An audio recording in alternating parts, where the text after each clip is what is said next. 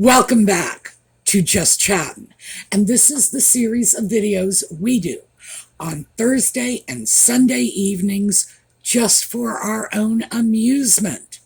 So, for all of my Audie fans, yes, he is running around here. I am filming this video a little earlier in the day than I ordinarily do, so Audie's not sure what's going on, but he does understand when I'm doing this. I guess he hears the difference in my voice because ordinarily I speak to him softly, but I can't whisper to you and hope that the recording picks it up. So I think that might be it. I speak to you with some force, and that tells him it's time to make a photo bomb. So he'll be around, I'm sure. Now, yellow. Yellow for Catherine, yellow for Lex's mom, and yellow for everyone who is coping with cancer. We wish you every possible success. The yellow, once again, is in the ear cuffs, but also the scarf. And there, I don't know if you can see, but there are bits of yellow in this. It's not a lot of yellow, but yellow is yellow. So, before we actually get into this, I did want to say that there are a number of different, weird, for me, irritating topics we'll be getting into. So, we're going to start with the sock puppet. And I'm going to save Nutmeg for later in the video because the Nutmeg show is just bizarre and funny. All right, we'll be back in 22 seconds.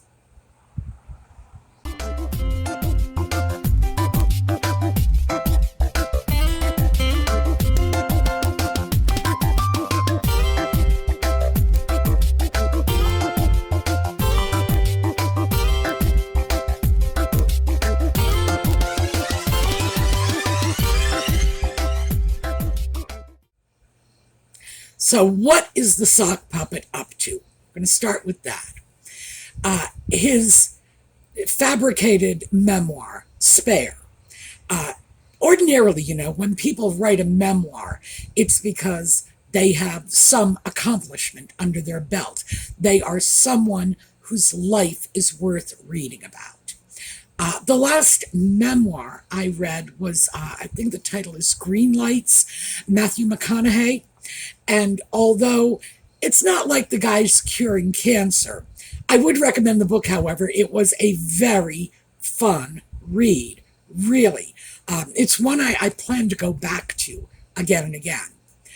But absolutely, the man has had an outstanding career, especially for someone who never studied acting and never came from that background. And in the end, he is a much-loved performer who is very, very well known for his philanthropy and for his down-to-earth spirit of giving to his fans in every possible way. That's what you expect to read in a memoir.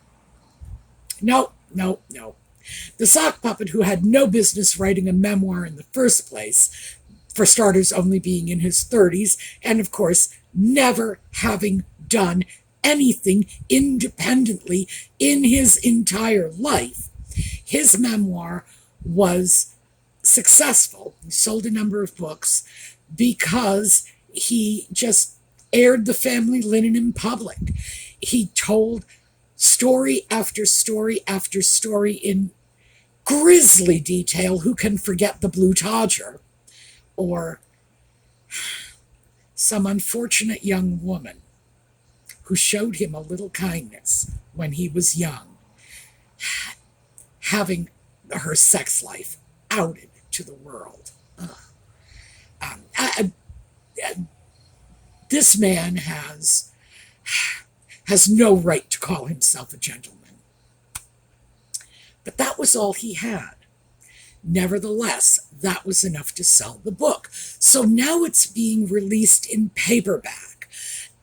It's surprising for me that it's taken so long. Ordinarily, there's not such a gap. And I can only assume they actually believe the paperback is going to sell. Well, I would say no, it's probably not, because all the seamy little details have already made it into the public sphere.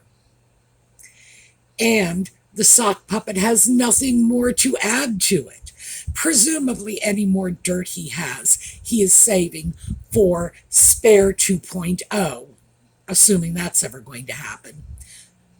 But given the fact that there are no new tidbits being released in the paperback, which is ordinarily the case these days, they have to dress it up and call it something else. Because after all, they can't just say the book is coming out and the sock puppet is too stupid and too lazy to even throw in a new paragraph or two. No, this is his peace offering to the royal family. He's not going to continue to trash them. And my goodness, they should be grateful for that. It's like, in what universe is failing to behave abominably to your family praiseworthy? It's like, if that is the baseline for decent behavior, society as a whole is in a lot of trouble. The book will be coming out in October. And I understand that the timing of the book, big surprise, will coincide with a royal tour that Charles and Camilla are making. Like the sock puppet cares, one way or another. They actually do time their releases and their public statements to pull views away from the royal family, which is, I don't even know what to say about that, given the fact that the man was born into the British royal family, raised a Brit, to be working against his own country's interests. Never mind the monarchy, never mind his family, his country, to work against their interests. That is really sad. Okay, so we're going to walk away from that. That stands on its own. Read what you will into it. Am I looking at this as some peace offering to the royal family? No, no. Since when is failing to nuke someone to be considered handing them an olive branch? He is also going to New York. There is a UN conference on, I'm assuming, climate change, because this is why the sock puppet is allegedly going. In a private jet, no doubt, because, yeah, he is such an eco warrior. The guy gets onto jets to go to polo games. So, yeah, talk about walking the talk. Well, that's just not in his vocabulary. And I am amazed that anyone will give someone who so conspicuously contributes to global warming with his constant frivolous traveling in private jets and motorcades and SUVs and all the rest of it. I'm surprised anybody's willing to give him the time of day, but they are. So, yeah, I guess he still does have a little drawing power, but it will be back in New York. Remember, the last time they were in New York, they had the catastrophic car chase. Yeah, right. Anybody who has ever been in Manhattan, period. I don't care if you've lived there all your life or you've only been there 5 minutes, understands that there is no such thing as a high-speed car chase in Manhattan. Can't happen, all right?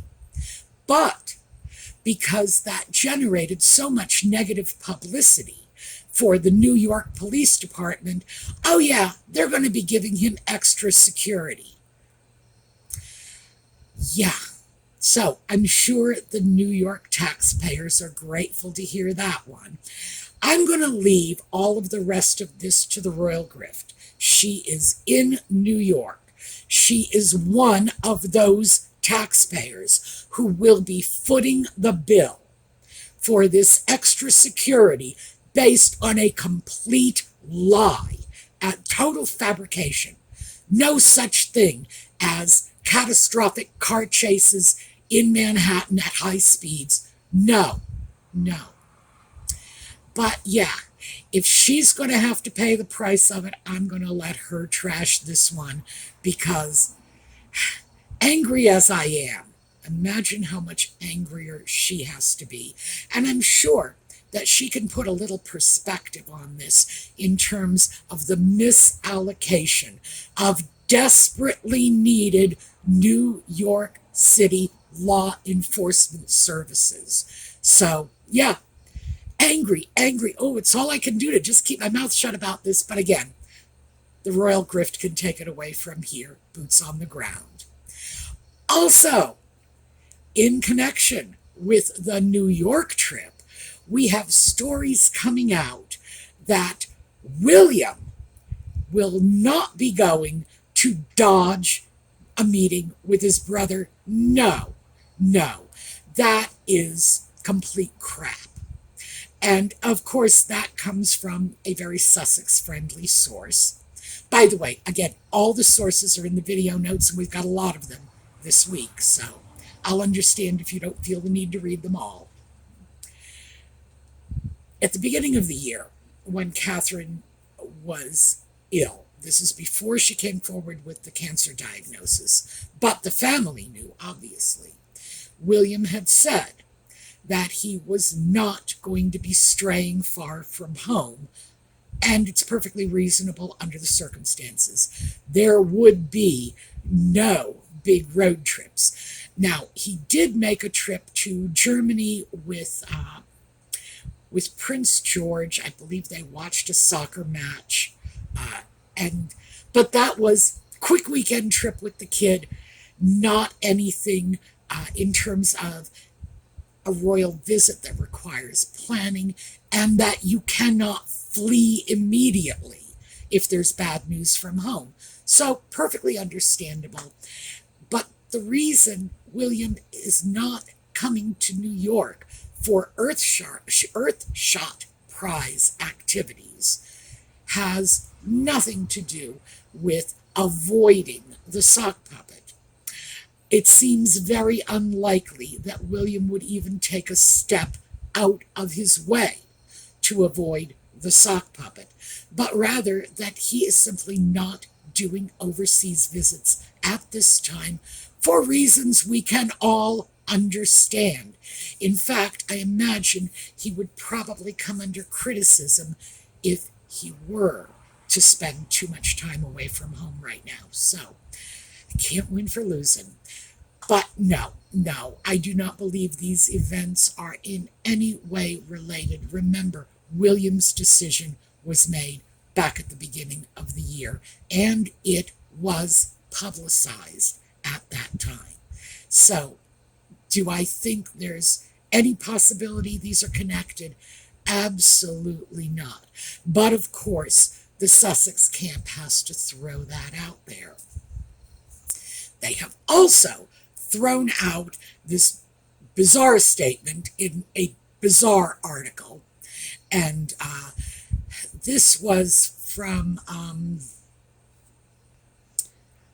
sorry about that quick break. I wanted to actually look it up. As I said, I have many articles listed in the video notes, and I wanted to give you the correct one out of Lord only knows how many are in there. It was the Daily Beast, and this is a publication that is very pro-Sussex, and has been for, well, forever. They are saying that the source of the rift between William and the sock puppet is that the sock puppet continues to call Catherine Kate, even though she doesn't like it. And by the way, this is in an article in which the writer refers to Catherine as Kate, well, twice in that same paragraph in which he explains the source of this rift. That is getting very old. It seems to me that if Catherine wishes to be called Catherine, why are we not doing it?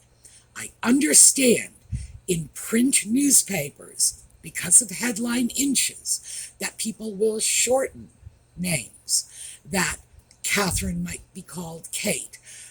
But, that's a newspaper headline.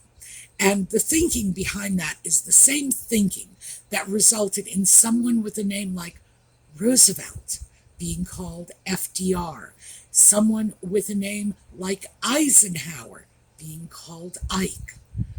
We have a long history of doing that here in the U.S., and it just goes down to headline inches when, if you wanted to say anything besides the president's name in your headline, you were going to have to find a way to shorten it. JFK, LBJ, we have a tradition of this. So I get that. But in the actual body of the article, no. That seems to be unnecessarily offensive to me.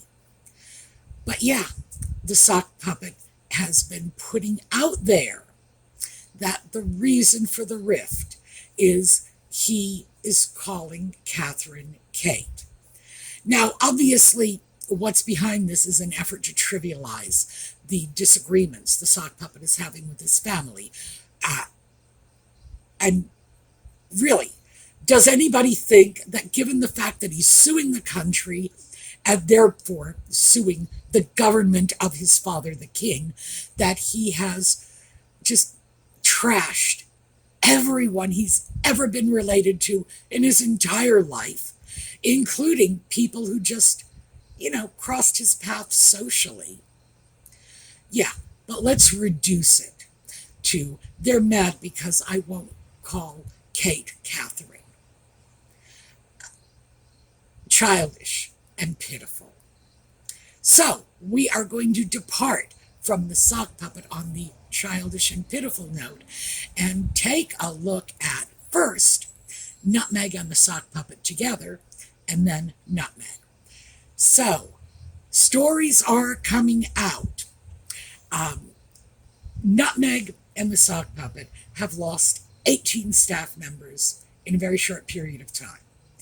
Staff members have released information saying that they are unbearable, that is a quote, and that they talk down to people, again, a quote. No one will work with them.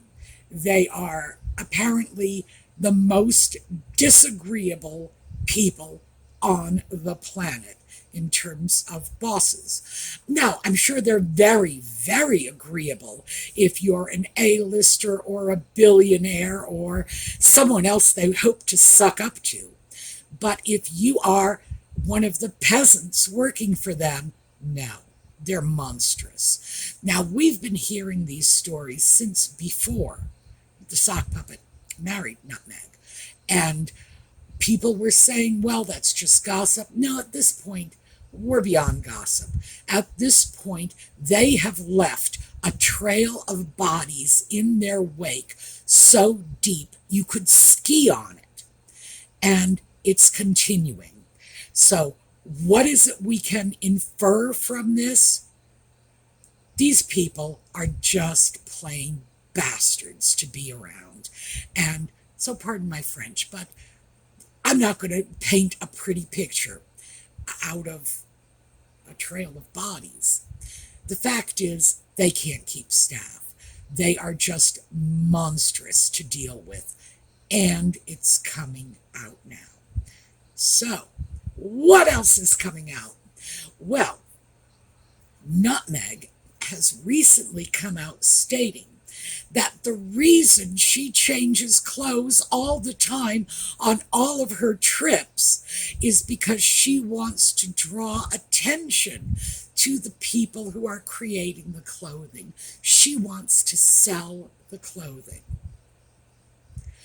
Well, let's just track back a little in time to the period before Nutmeg married the sock puppet. At that time, she was hoping to become a brand ambassador for some fashion house. And the fashion house that got her was the Canadian department store Reitman's. That was as high on the ladder as she could climb. Now, we're right back to square one, claiming that she is acting as brand ambassador for these products, the clothing that she's wearing. So I got to ask myself, is she really the brand ambassador for Victoria Beckham? Because she wore Beckham's clothing. Is she really the brand ambassador for Carolina Herrera? She's worn her clothing too. No, she is in no way associated with these designers, except in the case of Victoria Beckham, to have spread vicious lies about them. Let us not lose sight of the fact that she destroyed the friendship that had existed between the sock puppet and David Beckham by claiming that Victoria Beckham sold stories about her Nutmeg to the tabloids, as if Victoria Beckham needed either the money or the publicity. Oh, please. So that was just a completely fabricated story. The only thing Nutmeg has ever done for Victoria Beckham has been harmful. Or, well, I don't think it has been harmful, to tell the truth. I think it was intended to be harmful, but I don't think anyone believed it, so I don't think any actual harm fell Victoria Beckham's way. But it doesn't do anything to diminish the intent behind it.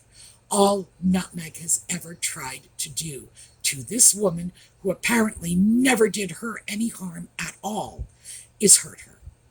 So yeah, do I believe that she's showing off Victoria Beckham's clothing in order to somehow encourage the sales of that clothing?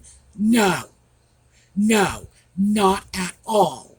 Although she apparently is investing in some clothing line, Lord only knows how much she is investing in it or how much she expects to get back from this investment. But yes, she is flogging their product line. And clearly, if she's investing in it, it's because she hopes to get a financial return from this. So, yeah, brand ambassador. It's a term I don't really like because it suggests a more elevated relationship than actually exists between the brand and the ambassador. Paid spokesperson is more accurate. So, is Nutmeg flogging these goods out of the kindness of her heart? No. She's doing it because she's getting paid for it. Is she, in fact, going off and showing off Victoria Beckham's clothing? Well, here's the thing. You take Victoria Beckham, you take Nutmeg. Which one do you suppose will look better in the clothing? I think we can safely say at least Victoria Beckham is not going to be showing off her clothing with sweat stains.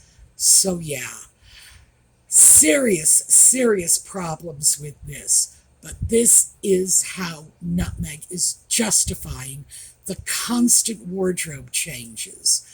Yeah.